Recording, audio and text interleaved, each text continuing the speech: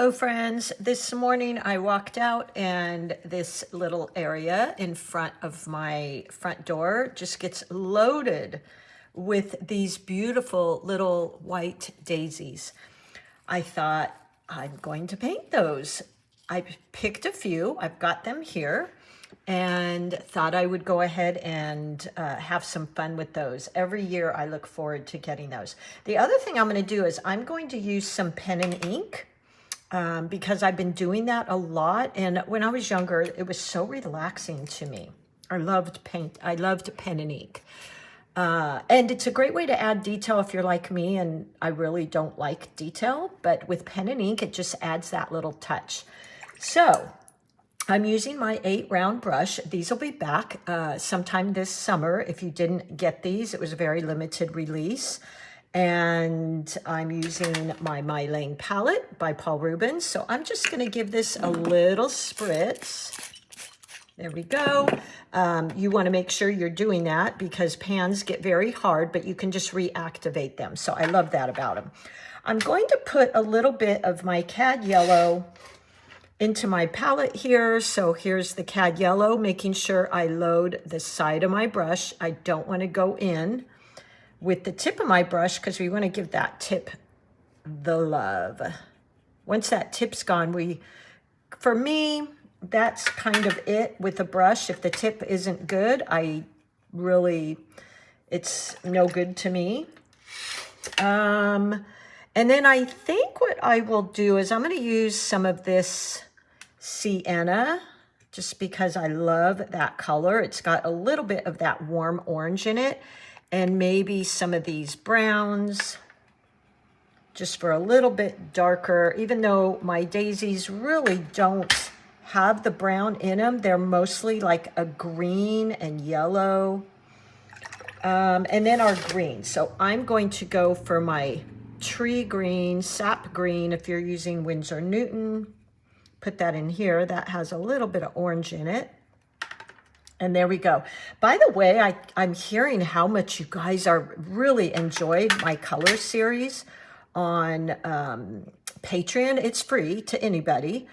So, this is a good moment. You could kind of mix some of these colors yourself as well. Okay, we're pretty well set there. I might add in just a little yellow green over here to the side. Just a little bit more of that green. And I scrape off my brush because I don't like to mix or lose a single drop of that. Okay, I think I'm pretty much ready. I'm going to just go in. I'm going to make this really, really simple. So I'll start with my yellow, and then I'm going to go over it with the Micron pen and ink, my Ohuhus. I used them so much. They kind of faded out and I need to get some new ones. Okay, so I'm going to start with that center and just enough wetness that it's glistening but not too puddly or anything like that. Then I'm going to go in and just drop in wet some of that sienna, which, oh, I love that color. Isn't that so pretty? And I think I'll wait till after I do some petals there before I add in the dark brown. Okay, so I'm going to take just a really pale version of that green, which is probably, I'm going to be using maybe 80% water, 20% pigment. That's how little I'm using. And tapping in with the tip of my brush, pulling some of that color out because these have a lot of that greenish color in them. And just start coming out, pulling outwards. Point press and pull outwards. Such a fun little flower. I love these. But I'm a daisy person. Even when I was younger, I would tell people, don't get me roses, don't get me any of those fancy flowers. I just want daisies. There we go. some shorter ones in the back. Now I can go in, barely tap in my brush here, and I'm going to go around the bottom. Okay, so that is a little bit more water than I want. So I'm going to just scrape that off. I'm going into my pan and just getting a little bit on the tip of my brush. Look at that. Isn't that so pretty, you guys? Love it. Wash my brush, and I'm going to repeat the whole thing over again. I could go in with a little bit more brown in there, but I think I'm going to leave that. Okay, let's start over with that process. So I'm going to do another little center here. Go in, pick up some of that green paint, tap, tap, tap, and pull out again. Oop, you know what? I forgot that sienna color, so it's such a pretty color. I'm dipping in a bit to my palette here. There we go.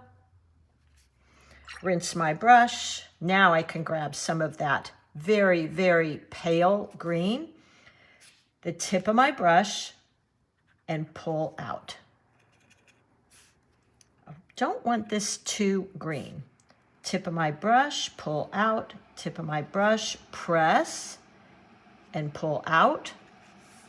Other side, tip of my brush, press, open up that belly. There we go. Isn't that so pretty how it's all blending? Tip of my brush, pressure. There we go. And then I'll add a few in the back here. Like that. So it kind of gives this illusion that they're shorter in the back. Now I'm going to go in with that dark, dark brown. And I'm actually going to go in here, just load the tip of my brush and dot in. Dot, dot, dot, dot, dot. And let it spread. Let it do its own thing. So dramatic, right? Isn't that fun? And then I'll do another one right here. There we go. Rinse my brush, grab some of that burnt sienna, tap in, let it blend. I'm dipping into my palette here. And rinse my brush, go back into that beautiful transparent green. Now this one I'm going to make on its side. So tip of my brush, press and open the belly. Tip of my brush, press and open the belly. I'm really opening up the belly so I can get these wide strokes. Point press, point press. I'm almost turning my brush even sideways. Rinse my brush. I'm going to go in for that dark, dark, dark brown. Tap my brush off. And go in again right along the edge. You just need a tiny bit and then let it spread. But look at how beautiful that is. Isn't that fun? Now I'm just going to go in and start adding the green stems. So I'm going to use that tree green or sap green. And let's just start coming down, pulling these down. I love to make these little stems really thin. You want to make sure too that wherever you're pulling your stem from, it's pointing back up in the direction of the center of the flower. So you don't want to have the stem coming in and shooting, guiding the eye out the side. So this one, your stem would have to come this way, and then it can bend like this, but wherever it's pointing, you want to make sure that it's pointing to the center. And then let's see here. We could almost fit one more little one right here. Let's go ahead and do that. I'm trying to think out there. I think they're mostly green when they're a bud. So I'm going to leave it like that. maybe add in a tiny bit of yellow. There we go. And more of that green. There we go. Okay, so we've got our little daisies here. Now for the leaves, because they're quite long, if you can see them here. So I will go ahead and do that. I'm going to pick up some more of that green. I might even add in a little brown just to make them a bit darker. And I'm going to start these long, flowy, because this is kind of what they look like outside. If I can figure out how to attach a picture here, I will show you. Just like that. I don't want to do too many because I'm trying to keep this kind of simple. There we go. And then maybe go in for some darker value, meaning now I'm going to have maybe 80% paint, 20% water, and just tap in. And this will create some push and pull. So some stems will look closer, some will look farther. Just like that. Tap in there. Okay, isn't she cute? Now's the fun part. I'm going to put my brush down. And as long as these are wet, dry, and you'll know they're dry because they won't be shiny, and they, if your paper had buckled a little, it won't buckle now. And now the fun part, this is the such relaxing part for me in the evening. I've got my Micron 03. It's the only one I have left. I ordered some more, waiting for them to come. Maybe even they'll come today.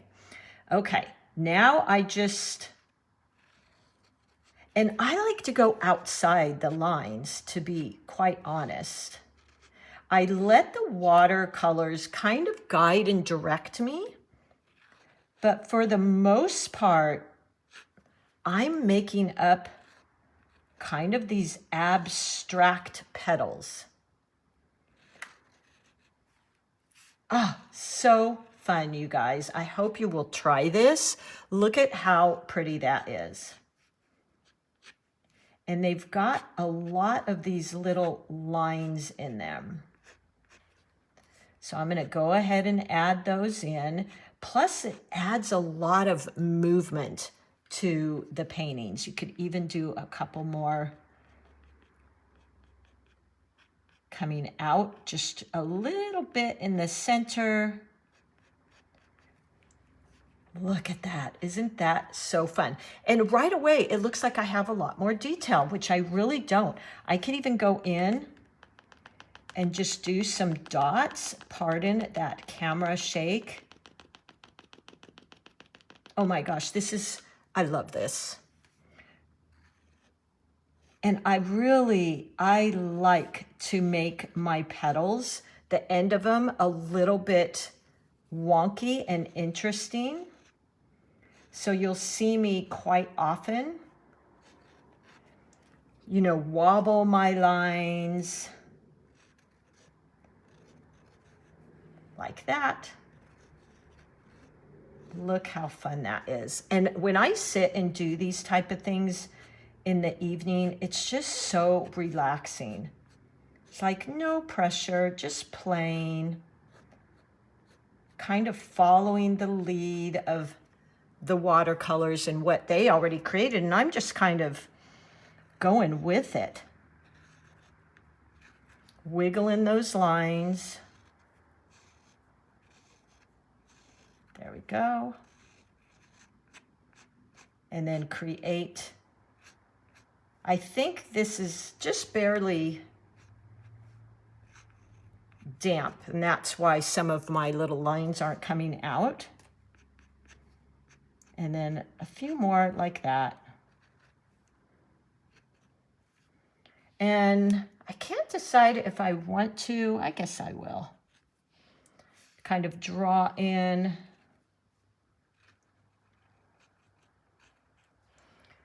the kind of dome of that flower. And look how fun, you guys. Oh my gosh, so simple. We had the push, the pull, the point, the press, and there you go. Don't forget to sign your work and, you know, go out, pick some flowers, see what you've got, and have fun with them. Let them inspire you. All right, everybody, happy painting. By the way, this is on my Artisto pad, but the Meeden I've been using lately, which is fantastic. Canson, I will list some of my supplies down below, but just make sure you have 1 40-pound cold press. All right, I will see you soon. Happy painting.